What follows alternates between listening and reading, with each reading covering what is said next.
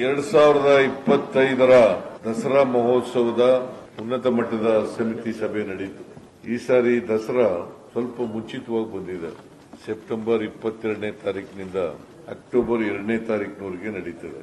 ನವರಾತ್ರಿ 9 ದಿನಗಳ ಬದಲು ಈ ಸಾರಿ 10 ದಿನಗಳಾಗ್ತದೆ. ವಿಜಯದಶಮಿ ದಿನ ಸೇರಿ 11 ದಿನ ಆಗುತ್ತೆ. ಅಂದ್ರೆ ನಾರ್ಮಲಿ 10 ದಿನಗಳು ನಡೀತಿತ್ತು. ಈ ಸಾರಿ 11 ದಿನಗಳು. ಅಧಿಕ ಪಂಚಮಿ 2 ದಿನ ಪಂಚಮಿ ಬಂದಿರೋದ್ರಿಂದ 11 ದಿನ ಹಿಂದೆನೂ ನಡೆದಿದೆ. 11 ದಿನಗಳು ನಡೆದಿರತಕ್ಕಂತ ನಿದರ್ಶನಗಳಿದ್ದಾವೆ. 8 ಸಾರಿ ನಡೆದಿದೆ. ಈ ಸಾರಿ ಒಳ್ಳೆ ಮಳೆ ಆಗಿದೆ. ಕೆರೆ ಕಟ್ಟೆಗಳು ನದಿಗಳೆಲ್ಲ ತುಂಬಿದಾವೆ. ರೈತರು ಮುಖದಲ್ಲಿ ಸಂತಸ ಇದೆ. ಸರ್ಕಾರದ ಆಡಳಿತದ ಬಗ್ಗೆ ಅವರಿಗೆ ಎಲ್ಲರಿಗೂ ಕೂಡ ಖುಷಿ ತಂದಿದೆ. ಅಗ್ರಿಕಲ್ಚರ್ ಆಕ್ಟಿವಿಟೀಸ್ ಎಲ್ಲ ಪ್ರಾರಂಭ ಆಗಿದಾವೆ.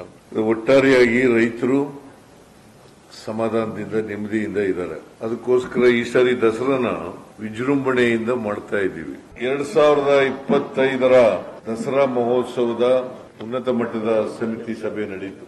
ಈ ಸಾರಿ ದಸರಾ ಸ್ವಲ್ಪ ಮುಂಚಿತವಾಗಿ ಬಂದಿದೆ.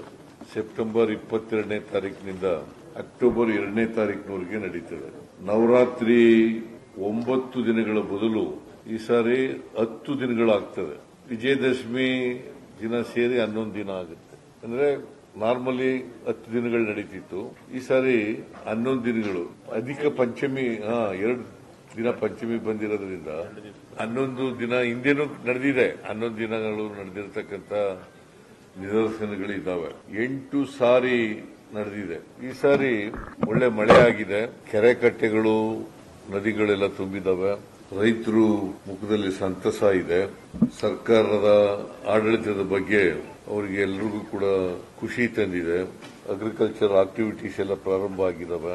ಒಟ್ಟಾರೆಯಾಗಿ ರೈತರು ಸಮಾಧಾನದಿಂದ ನೆಮ್ಮದಿಯಿಂದ ಇದ್ದಾರೆ. ಅದಕ್ಕೋಸ್ಕರ ಈ ಸಾರಿ ದಸರಾನ ವಿಜೃಂಭಣೆಯಿಂದ ಮಾಡ್ತಾ ಇದ್ದೀವಿ. 2025ರ ದಸರಾ ಮಹೋತ್ಸವದ ಉನ್ನತ ಮಟ್ಟದ ಸಮಿತಿ ಸಭೆ ನಡೆಯಿತು.